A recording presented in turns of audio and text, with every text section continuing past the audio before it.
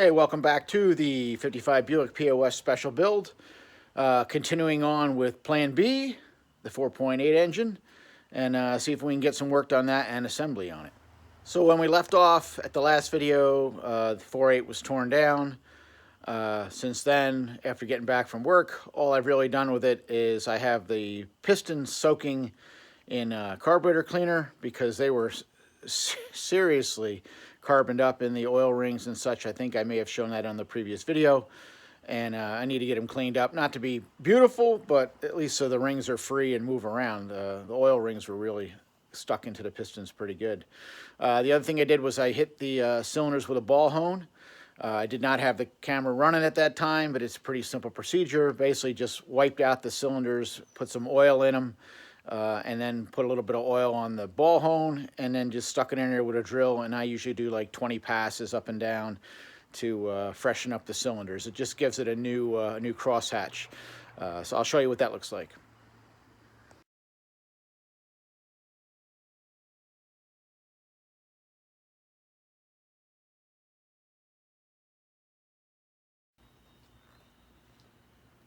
There's a look at the cylinders after doing the ball hone.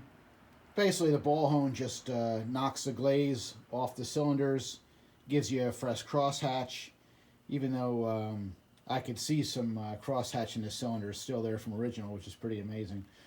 The big difference between using a ball hone and like a 3-stone hone is that a 3-stone hone will actually try to straighten the cylinder. So what happens is if you're doing a re-ring or even just a slap back together like this with the original rings, the 3-stone hone can actually open up the cylinder to the point where you'll have too much piston to wall clearance, and you can get piston slap and basically a noisy engine, and it'll be worse shape than if you left it alone. The ball hone just knocks the glaze off and gives you a fresh crosshatch. So it's not as aggressive as a 3-stone, and it doesn't try to straighten the cylinder. Now, I'm used to old school small block, big block Chevys where you could get some pretty heavy taper in a cylinder. These newer engines with fuel injection and the better even cooling, you really don't get that ridge at the top of the cylinder, so I doubt there's nearly as much taper in these things. But I'm not going to hit it with a 3-stone and risk it. So just a ball hone, and we're just about ready to put the pistons back into this thing. And this is the flex hone I used. There's a label with the part number. I'll have to double check. I think this one actually will do a 4-inch bore as well, because it's a little bit big on the 4.8, but it worked just fine. I think I bought this over a year ago, I believe, and it was not easy to get. Some of these part numbers were not around, but I think I got one that would do both the 6.0 and the smaller 4.853. And you just chuck it up in your drill and go at it.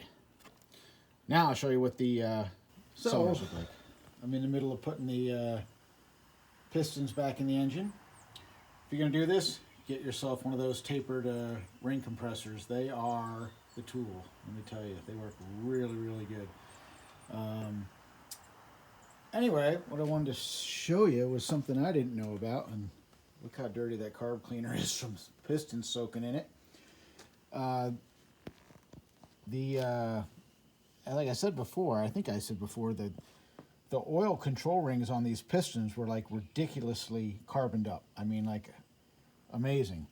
And I've never put an engine together reusing piston rings. So this was something new, unless maybe it was a lawnmower. And even then, I think I put new rings in. So the rings, even though the pistons, I soaked them in the carb cleaner, I still had to clean the grooves. I found this in the drawer here. This is an ancient piston ring groove cleaner. And that worked really good. Has little blades to clean the rings. And actually that blade there I had to make. One of the blades that was on there that was like a 1/4 inch thick, I just hit it with the cutoff wheel and knocked it down to a thinner size to fit this ring pack, because compression rings on these pistons are really thin. And there was one blade on there already that worked fine for the oil ring.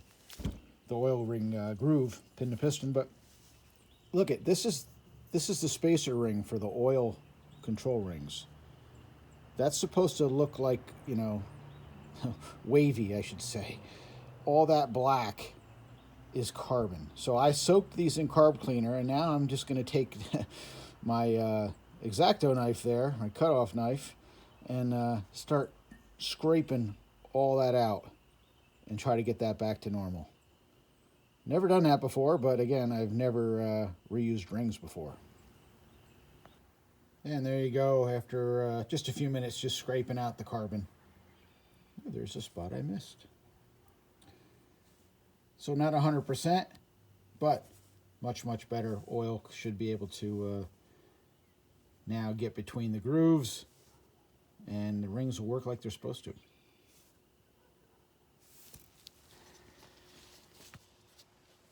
All right, so I've got 7 of the pistons in. I saved lucky number 7 for the video. I'm no pro, and I haven't put an engine together in many, many years. So, let's see if I can remember this stuff from memory. That makes sense. Remember it from memory. All right, so first thing we got here is the oil rings. So we've got the oil expander ring. Just gonna put that in the oil groove, wind it on. They just go right on, no big deal. Then we've got the 2 oil control rings. They go on either side of that expander ring. Same thing, they just wind right on. Just space the grooves apart from each other. So I'm going to do the bottom one first, fit it underneath the expander ring, and wind it around. They're very flexible, so you don't need a ring expander or any tools to put those on there. All right, and I got the second expander oil control ring. And let me see where I put my groove for the first one. Right there. So I'm going to put this one on the other side. So I'll put this on top of the expander ring and wind it right around, and it'll fit right on top of it. Okay, make sure they spin. All good. All right, next is going to be the lower compression ring. Now when I took these off the piston, I noted if they had any marks. Second ring had a dot on it. I don't know if that'll show up in the video, but there's a dot on it, and that means up. That's the top. So just going to take a cheap pair of ring expanding pliers. The ring just hooks into the pliers, and you can stretch the ring. It just gives you a better chance of putting it on without breaking it, because I'm going to have to expand it around the piston until it goes over. Now the top ring on these pistons were not marked. At least I didn't see any mark on them. Sometimes you can tell by the shape of the ring which is the top, but what I did was I just took a paint marker and put some dots on the top of the compression ring, on the top compression ring, and so I know which way was up. So I'll just put it back the way it came out, and there's no question. And this one's, the top ones for me seem to be more difficult to stay in the expanding tool. We'll get it.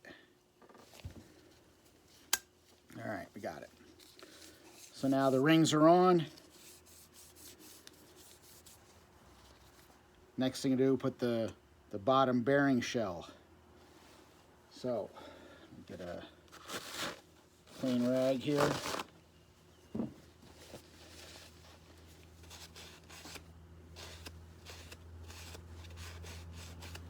Make sure that's dry. sure the back of the bearing shell is dry. And bearing shell has a little tang on it. It's going to fit into the notch on the rod. Just kind of set it in the tab, give it a push, get it in there evenly. It's in there. All right. Next thing I'm going to do, put a little assembly lube on this bearing rather than oil. Just pop that in there.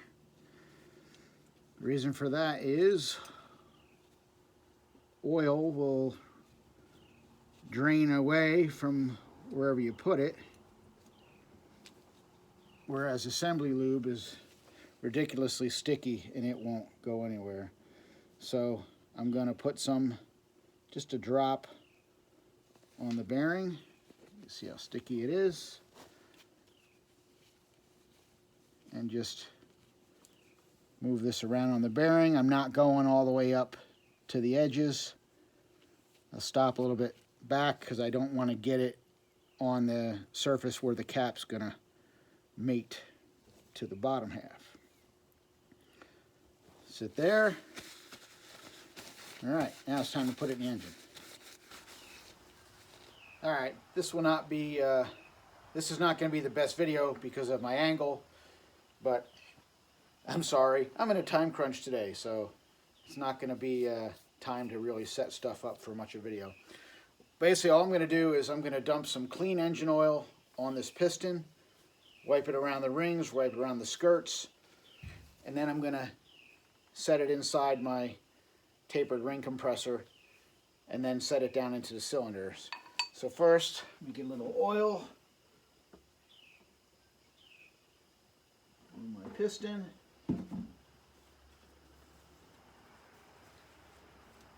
All right, go. Now I'm going to align it with the dot on the piston toward the front of the engine. I'm going to set it inside this tapered compressor.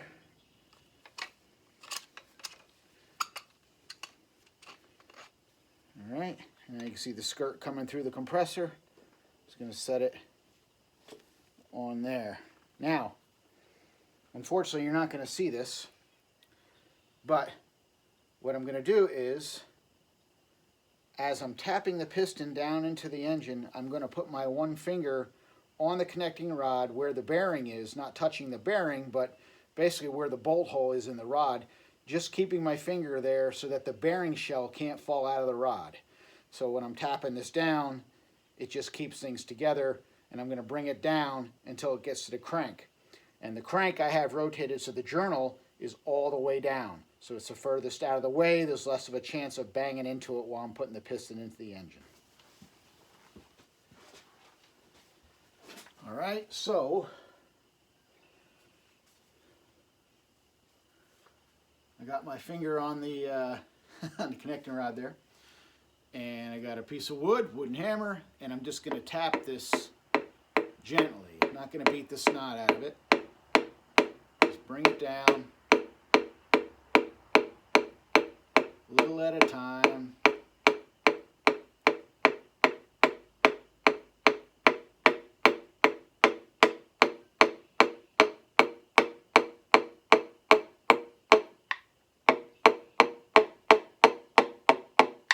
We're in, so,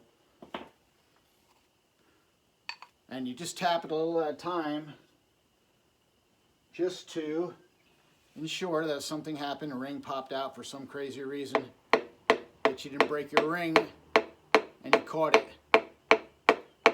beforehand.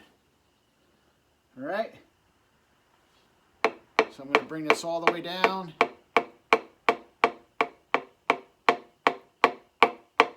We're going to get down to the crank journal.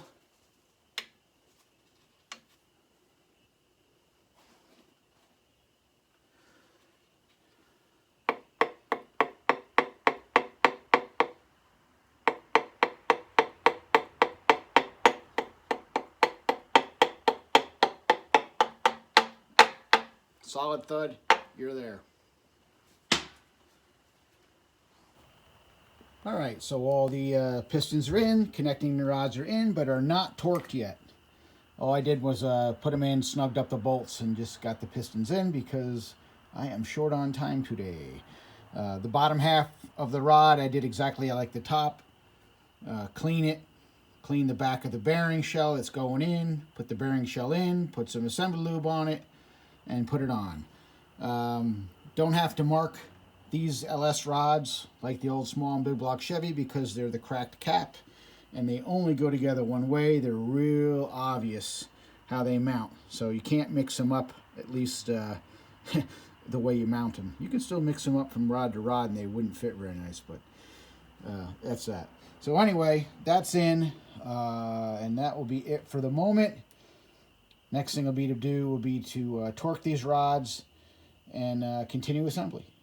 So right now, pistons are in, and I'm just getting ready to put the cam in and the lifters back in and continue on.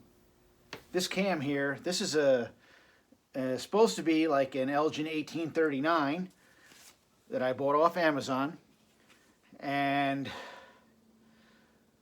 at the time I bought this, I also bought the 1840, same Amazon seller, but I don't think I'll do it again because I just opened this up, this 1839, and there were literally machining chips on the cam. I mean, that would be death. So, you know, I've wiped it down, I got the pieces off, but yeah, that's not good. Even for an engine that's junk, why, you know, kill it just to kill it? So that's not the best thing to see. Let's see if it even fits in the engine. All right, at least it fits, so that's good. I'm just going to oil it. It's a roller cam, so I don't need break-in lube or assembly lube on it. Oil is just fine.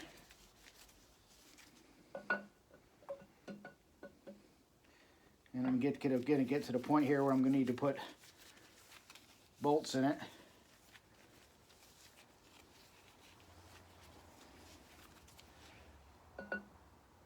But if this was an engine I had spent money on machine work and such and was building it up from scratch, I would not put an Amazon cam in it. That's for certain.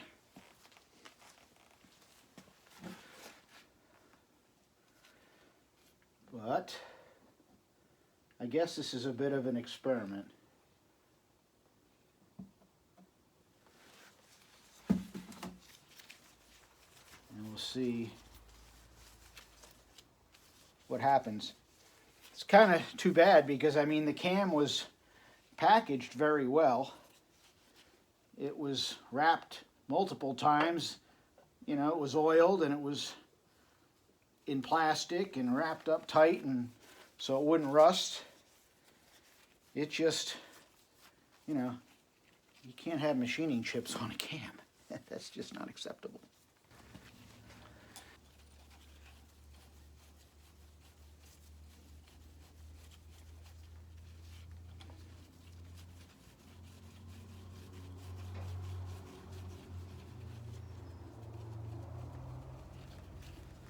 All right, let's get this in all the way. There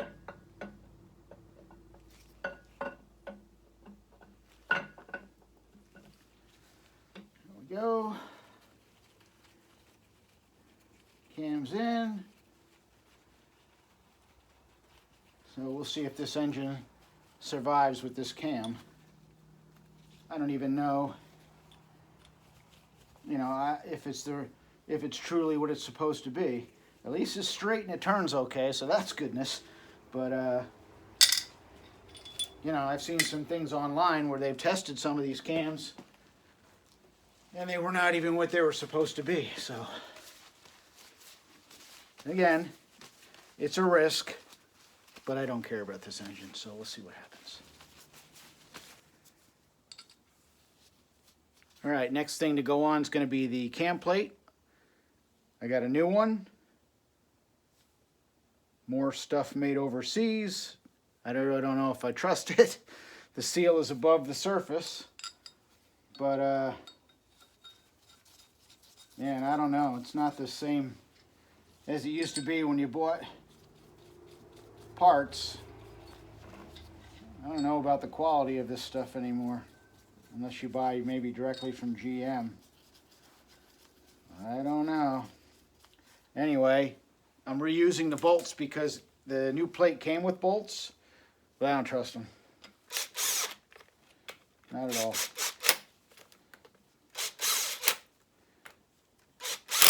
Seems like whatever you buy with hardware, the hardware is garbage.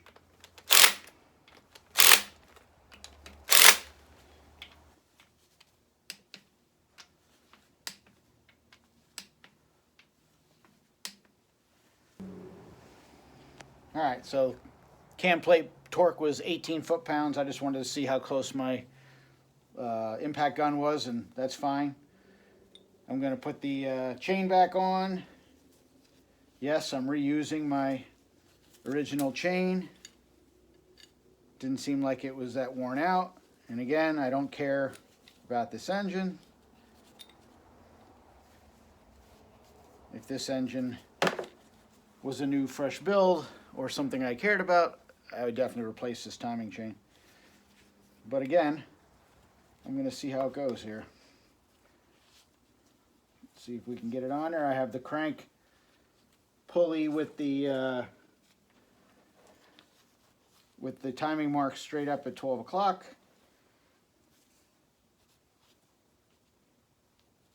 Let's see if we can get this on with this aligned. And I'm just using a water pump bolt to try to grab the cam.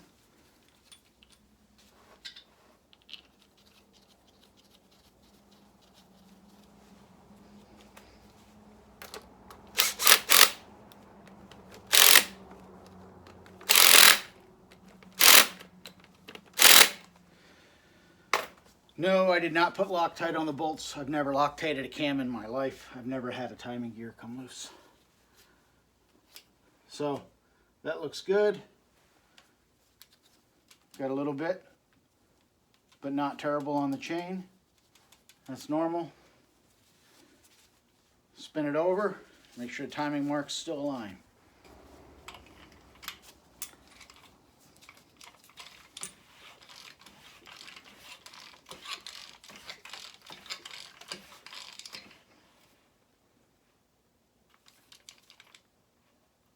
Looks good.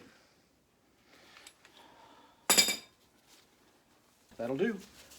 All right, camshaft sprocket bolts are 26 foot-pounds.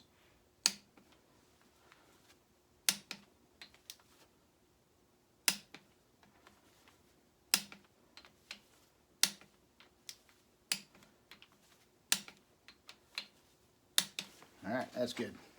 All right, next thing I'm going to put on is the original oil pump with the original bolts.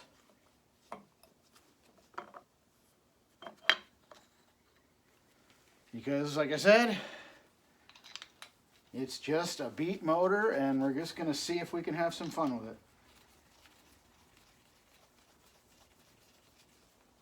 If I put it in the car and it works out great, so be it.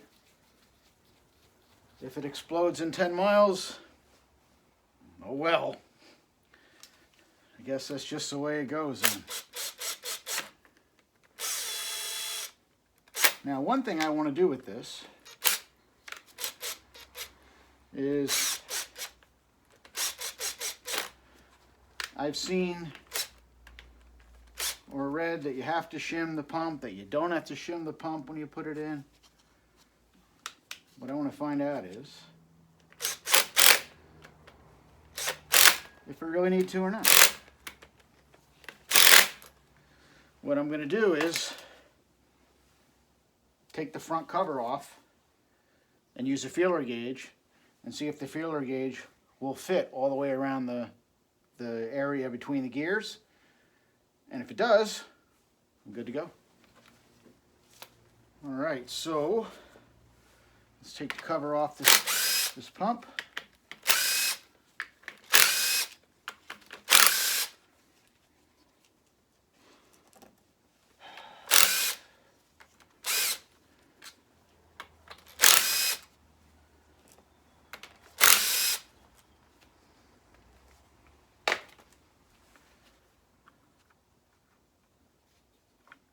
It's actually stuck to the gear because of the oil.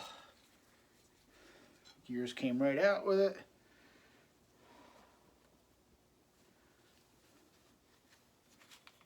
Put it back together. Got my glove in it. Okay, so what I have to check is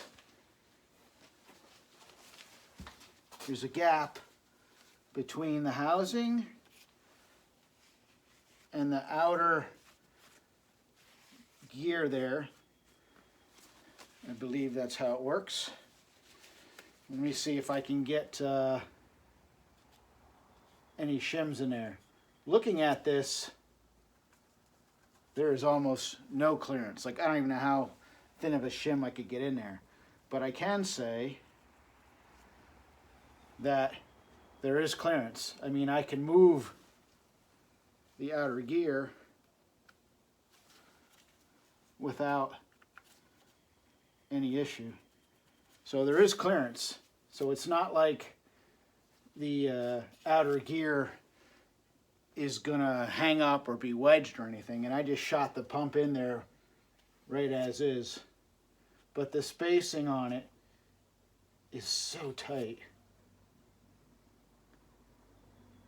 Let me see what it looks like. All right, as far as the oil pump goes, forget about checking the shims. Actually, the smallest shim I had in my kit was a 2000s. I couldn't fit that in there. Even that wouldn't go in there. So it turns. If you have to use shims to shim that, I got to find out what size they are because they're awful small. I'm not going to worry about it because, again, I don't care about this engine. All right, next thing, lifters are going in.